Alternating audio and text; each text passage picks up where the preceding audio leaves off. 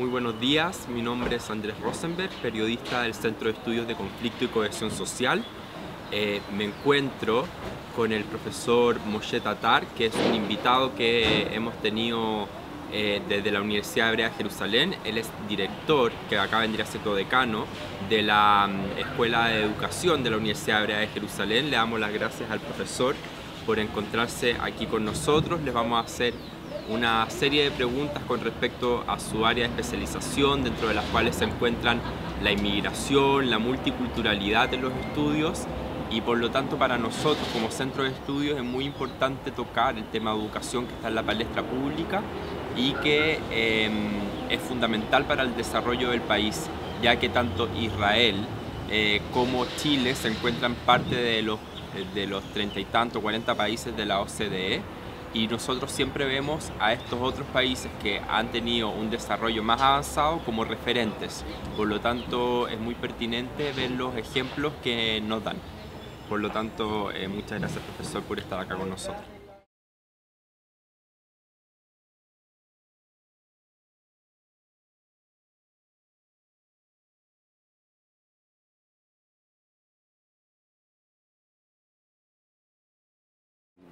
Chile no es excepción. Lo que estamos viendo en los últimos 10, 20 años en todo el mundo occidental, en Europa, también en Estados Unidos de Norteamérica y también en Sudamérica, en Australia, casi en todos los países, ¿no? Es un flujo de poblaciones y de personas que cambian de lugar en forma legal o en forma ilegal. La migración se ha convertido tal vez en una de las características más importantes y más relevantes de los últimos 20-25 años en el mundo. Hay que tomar en cuenta que por este tipo de migraciones de diferentes países a diferentes países, la mayoría de países se han convertido en países que son culturalmente diversos y que forman dentro de cada lugar un mosaico en el cual los sistemas educativos, de salud, claro, de ley también, de legalidad, etcétera, tienen que tratar con este tipo de asuntos casi a nivel diario. Una de las investigaciones que nosotros tenemos en Israel con respecto a migraciones es que uno de los factores que más afectan la adaptación de personas a la nueva cultura, al nuevo país, es cuáles fueron las motivaciones que llevaron a estas personas a inmigrar.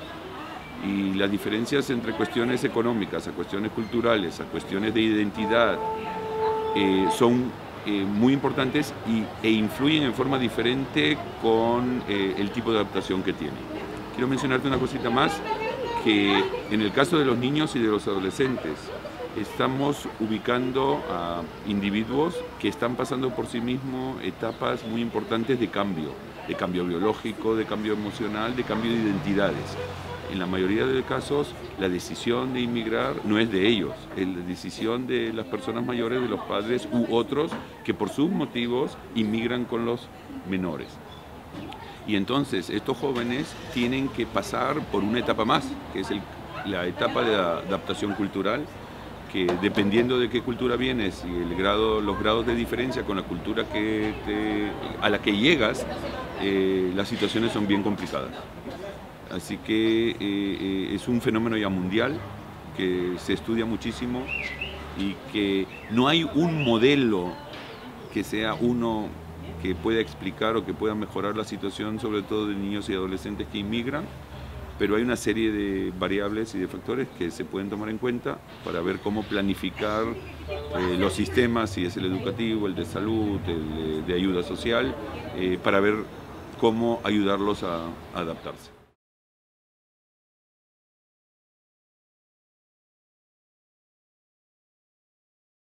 Creo que hoy en día la cantidad de esfuerzos que se hacen para investigar este fenómeno social y cultural son enormes en todo el mundo, sobre todo en el mundo occidental, que es el que conozco más.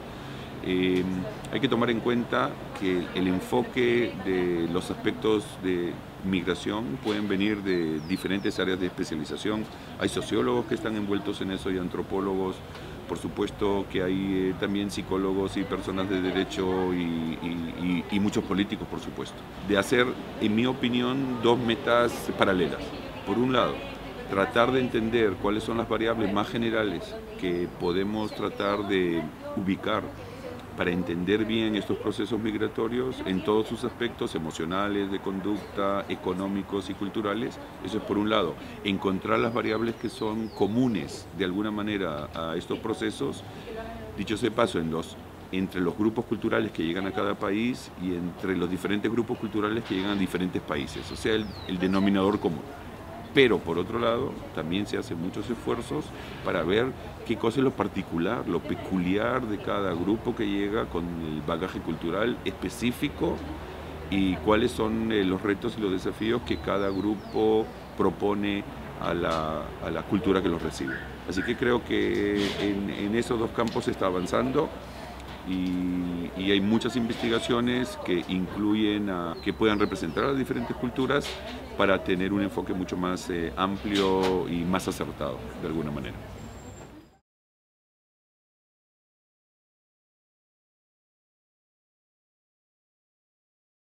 Con respecto a los roles que tiene la escuela en este proceso complejo de adaptación, todas nuestras investigaciones mencionan y subrayan en forma muy sobresaliente, digamos así, que la escuela tiene un rol definitivo e importantísimo en todos los procesos de adaptación de niños y adolescentes a la nueva cultura, sobre todo los maestros, por varios motivos. El primero es que los profesores de buena manera ejemplifican hacia los nuevos inmigrantes cuáles son las normas, cuáles son los valores, cuáles son las expectativas que si uno quiere integrarse de alguna manera a la sociedad que los recibe, este es el camino que uno tiene que seguir.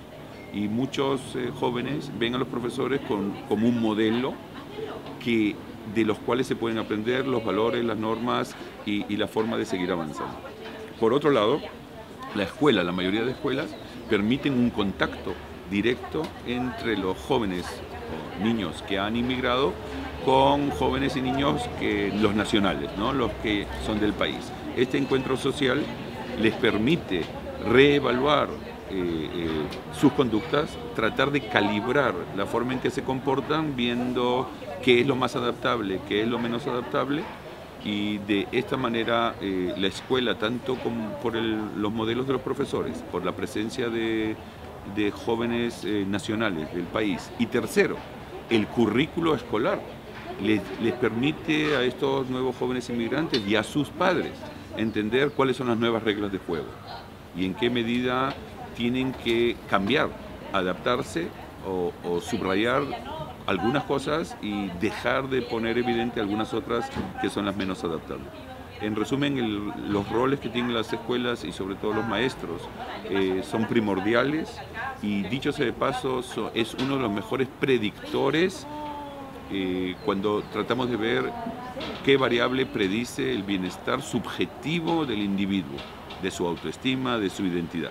Hay que recordarnos, si me permite solo decir algo más, que muchos de los jóvenes que inmigran, gran parte del desafío que tienen es un desafío de identidad, que se tienen que juntar con la cultura a la que vinieron, de sus padres, etcétera, con la nueva cultura a la cual ellos están llegando, y ese tipo de negociación entre identidades muchas veces ha ayudado y mediado por la escuela, por los profesores y por los alumnos nacionales, digámoslo así.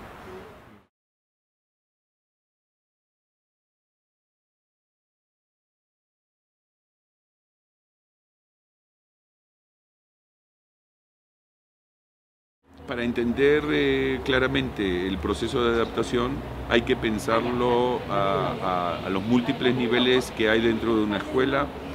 ¿Para qué? Para poder entender en forma mucho más clara los diferentes contextos que afectan al proceso de adaptación. Y cuando estamos diciendo de muchas perspectivas, múltiples perspectivas y múltiples niveles, lo podría ejemplificar de la siguiente manera. Tenemos al individuo que tiene un grupo determinado. Dentro de ese grupo hay un grupo, muchas veces, de connacionales que han llegado de la misma cultura y han inmigrado juntos. Primer grupo. El segundo grupo, las interacciones que hay entre estos chicos que han inmigrado y los jóvenes nacionales. Segundo grupo. Tercera esfera, los jóvenes inmigrantes con respecto a los profesores y a las demás personas que tienen el cargo escolar. Cuarta, el contexto más comunitario, que muchas veces es el vecindario donde estas personas residen, de qué manera o hasta qué punto es homogéneo o heterogéneo a nivel cultural. Quinto, el contexto más nacional, qué tipos de leyes hay que ayudan o no ayudan o a veces perjudican a la adaptación de la persona.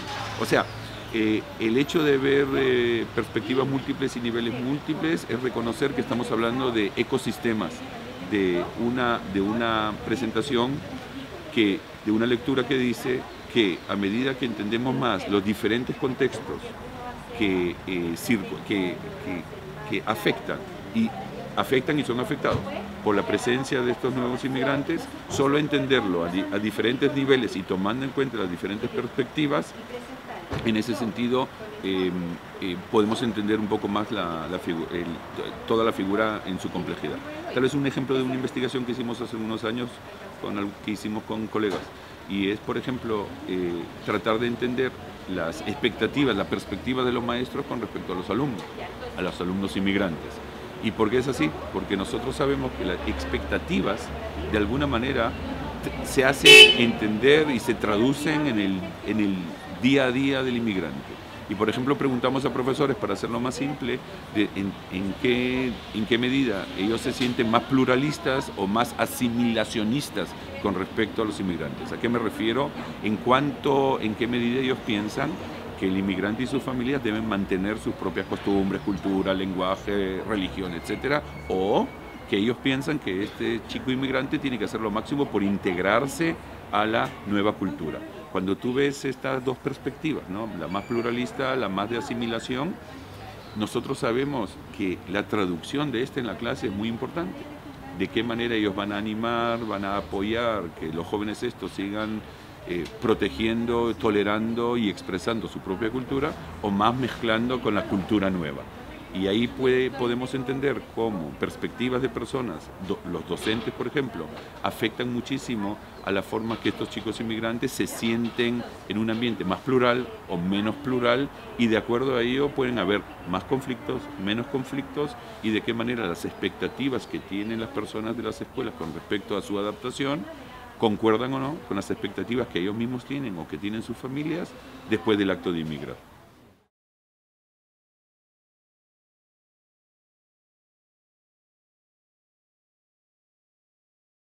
Primero que nada, con respecto al los tipos de adaptaciones que los inmigrantes no tienen los caminos que ellos tienen que pasar para llegar a este tipo de adaptación.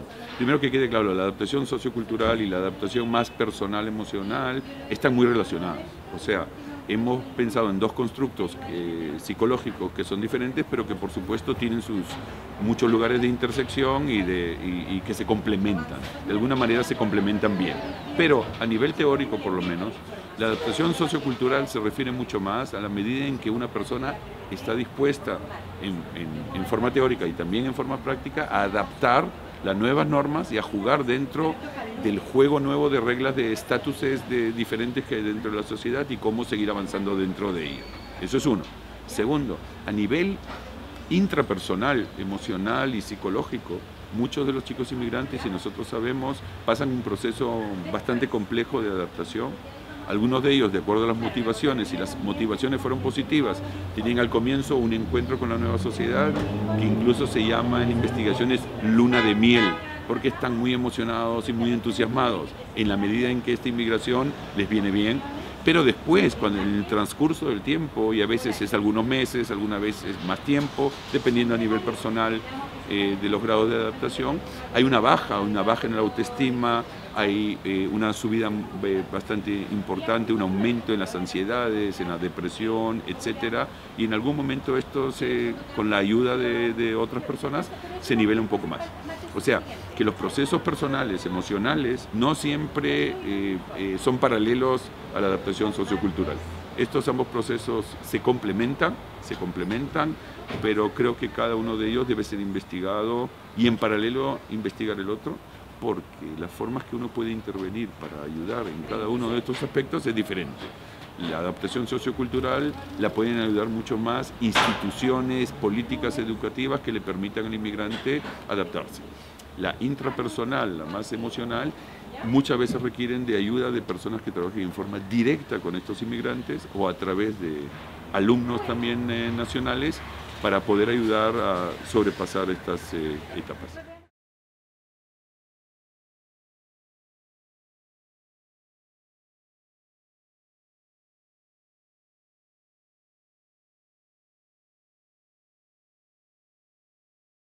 Sobre la pregunta sobre la discriminación en la escuela, es muy importante ver la diferencia muy importante entre discriminación actual y discriminación percibida. Y lo que nosotros estamos aprendiendo más en los últimos años es que en muchos lugares del mundo, en bastantes países, se hacen muchos esfuerzos por bajar y reducir el grado de discriminación objetiva. ¿Qué significa esto? Tomar en cuenta la diferencia de cultura de alguna manera, de lenguaje, etcétera, sin cambiar los estándares que se tienen en cada país, ¿no? Pero lo que estamos descubriendo es que aún si la discriminación objetiva se reduce, se amengua de alguna manera, lo más importante y lo que más predice la adaptación de estos inmigrantes a la escuela y a la sociedad nueva es la percepción que ellos tienen de cuánto, en qué contextos y en qué medida se sienten discriminados. Nosotros sabemos de nuestras investigaciones que muchos inmigrantes, que la discriminación percibida de ellas es un importante predictor de la adaptación tanto sociocultural como la personal emocional que ellos tienen. Y en este sentido, yo creo que la escuela tiene un gran rol muy importante a nivel formal, a través de los contenidos de enseñanza, de las actividades que se hacen con estos inmigrantes, pero también un rol informal, a través de apoyar un ambiente mucho más pluralista, una ayuda, unos marcos donde los inmigrantes se sientan mejores recibidos o bienvenidos, digamos así. Indudablemente que las escuelas tienen un rol acá pivotal para entender la discriminación objetiva, pero mucho más que esta, la discriminación de la forma en que se ha percibido. Quiero agregar una sola cosita. Nosotros, cuando somos las personas que vivimos en un país determinado y vemos inmigrantes que llegan, tenemos que tomar en cuenta que aún si somos personas muy sensibles y estamos dispuestos a abrirnos hacia los inmigrantes, realmente entender a fondo los procesos que ellos pasan a nivel familiar, personal, cultural y social son muy complejos y tenemos que ser tolerantes por entender en forma gradual todos los retos que tienen estos inmigrantes que llegan a los diferentes países y tomar en cuenta que la situación de ellos puede ser percibida por ellos mismos como mucho más compleja y complicada de lo que nosotros pensamos que ellos sienten de esa manera cuando llegan a nuestro país o a nuestra cultura.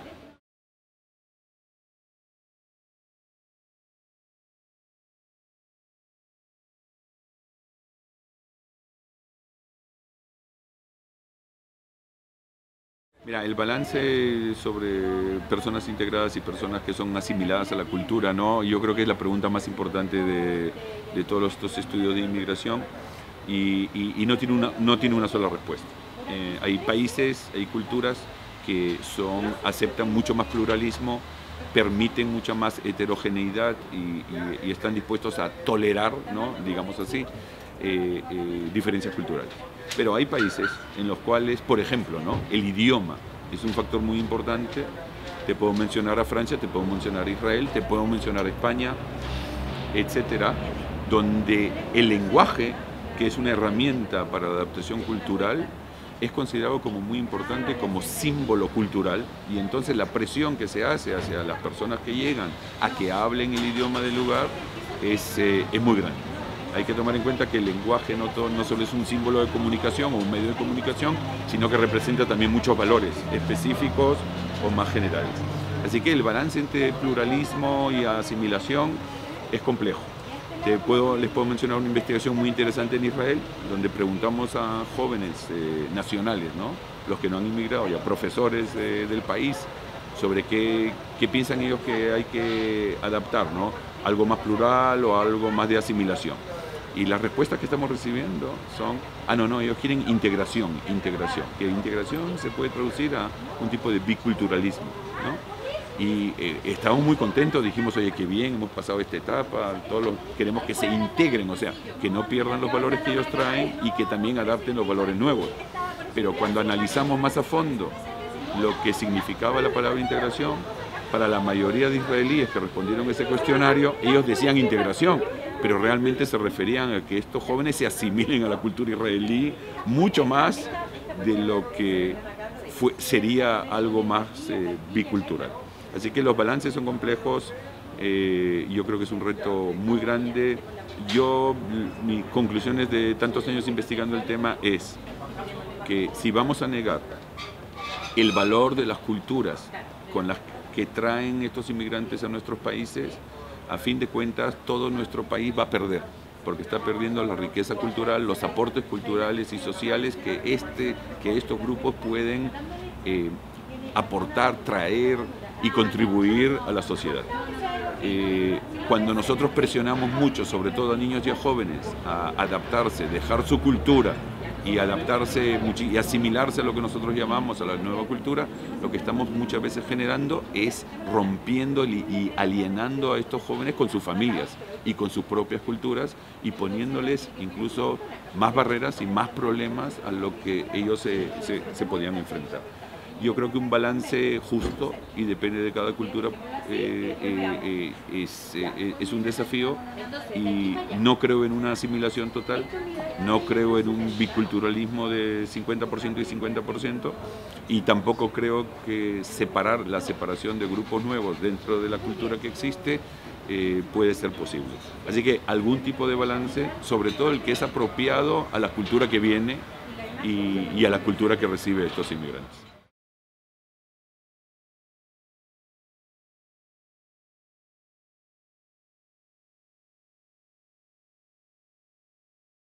El éxito en los casos de integración cultural es, y vamos acá a pecar, a generalizar, porque vamos a hablar a nivel de grupos culturales que han llegado, por ejemplo, a Israel, y yo mismo digo que la varianza dentro de los grupos es tan grande que hay que tener mucho cuidado en las generalizaciones. De todas maneras, decir algo así, si las cosas que más, las variables, los factores que más han afectado la buena adaptación, tienen que ver, por ejemplo, como mencioné antes, las motivaciones de los grupos. Cuando un grupo viene con una motivación muy positiva y con un deseo muy grande de llegar a una determinada cultura. Y segundo, tiene el conocimiento de los retos y los dilemas que va a enfrentar y ya sabe que va a necesitar hebreo, que la cultura israelí tiene estas peculiaridades y estas características específicas, y ya viene preparado emocionalmente y a veces instrumentalmente porque tiene tiempo para prepararse. Indudablemente que eso va a mejorar la llegada el grado de adaptación y el tiempo que le va a demorar a estas personas a adaptarse. Tenemos ejemplo de grupos que nosotros llamamos practicantes religiosos de Estados Unidos que llegan a Israel y con el inglés se pueden arreglar bien en Israel y llegan por un tipo de afinidad religiosa y un deseo religioso de integrarse a este país, regresar a su país ancestral, etc. Y nosotros vemos que la adaptación es mucho más fácil.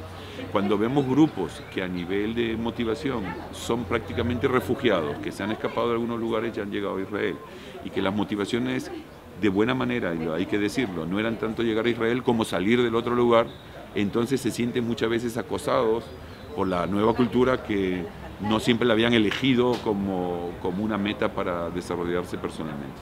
Así que yo pienso que si podemos resumir que las motivaciones que llevaron a los grupos, 2, la preparación emocional e instrumental a los nuevos retos y desafíos que se proponen, y tercero, la perspectiva y las expectaciones y los estereotipos también que conllevan a grupos específicos que llegan a cada cultura, si son más positivos, si son más negativos. Yo creo que los 3 elementos estos juntos pueden dar una buena pauta de la medida de adaptación y de la cantidad de problemas durante el tiempo que estos grupos migratorios van a sufrir o van a tener.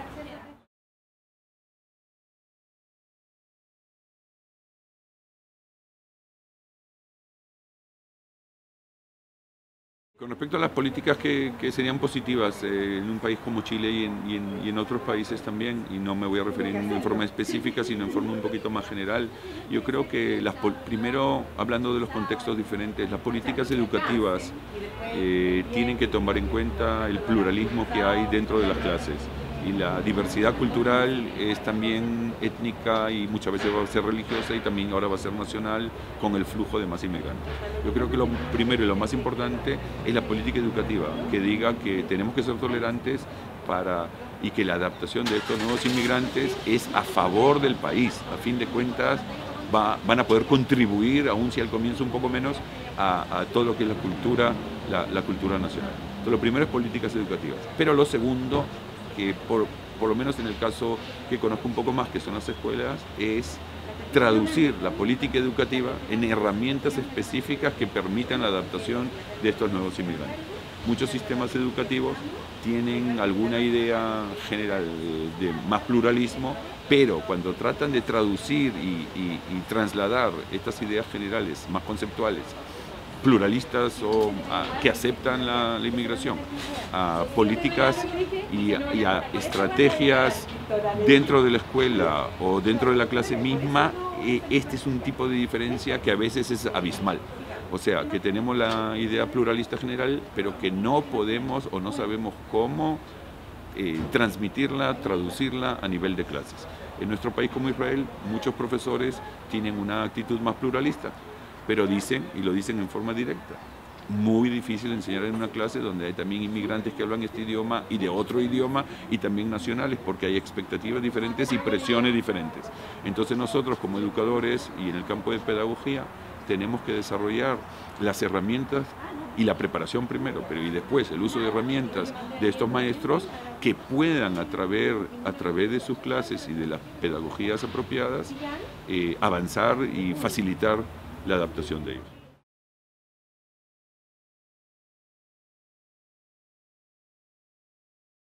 La formación cívica y la importancia que esto tiene en los procesos inmigratorios es notoria, ¿no? Porque nosotros estamos hablando de contextos en los cuales personas llegan con una determinada etiqueta, ¿no? En algunos lugares los llamamos extranjeros. En algunos lugares llamamos inmigrantes. Dentro de los inmigrantes hay legales y hay ilegales. En España, por ejemplo, hay una situación muy especial. Si usted es latinoamericana y llega en forma legal, tiene ciertas ventajas, ¿no? Por haber sido la madre patria, digamos así, de alguna manera, que llegar a algún otro país de Europa como latinoamericano. O sea, lo primero que nada es que el estatus oficial de estas personas dentro de los países es fundamental. Y cambia todo el tipo de balances que hay dentro de una sociedad con respecto a cómo este inmigrante se puede adaptar. En Estados Unidos, por ejemplo, después de una determinada cantidad de años en los cuales una persona es inmigrante y digamos que es legal, tiene que hacer un test de ciudadanía. El señor tiene que hacer un examen y demostrar que tiene los conocimientos también de idioma y también históricos y culturales para ser considerado americano y ser ya parte de la minoría del grupo donde viene. O sea, que todo lo que se llama la adaptación cívica al país, digamos de esta manera, tiene mucho que ver con el estatus inicial que tiene esta persona cuando llega al país, y segundo, y la importancia que tiene esto, es cómo esta persona se adapta al tipo de retos que tiene el nuevo país a nivel de derechos y obligaciones que se las tiene como ciudadano. Y las sociedades que reciben inmigrantes muchas veces se diferencian en el grado de flexibilidad y de tolerancia. Por ejemplo, en la cantidad de años que le podemos permitir a una persona hasta integrarse un poquito más. Segundo, muchas veces exigimos obligaciones que parte de los inmigrantes se sorprenden. Si es servicio militar, por ejemplo, obligatorio en Israel, o si es el dominio del idioma, como por ejemplo en Estados Unidos o en Francia, que son factores que presionan, ¿no?, al proceso de adaptación. Pero la situación cívica y de ciudadanía de cada grupo inmigratorio es un factor realmente importante en la forma en que la sociedad se expresa hasta cuánto y hasta dónde los queremos como parte de nuestro país. En nombre del Centro de Estudios de Conflicto y Cohesión Social, COES, le quiero dar las gracias al profesor Moshe Tatar, que vino desde Israel a participar en un seminario y ahora ahora con esta entrevista. Profesor, muchas gracias. Muchas gracias a ti y la oportunidad de visitar vuestra linda ciudad y país. Y quédense atentos porque más adelante tendremos más entrevistas con otros interesantes invitados. Muchas gracias.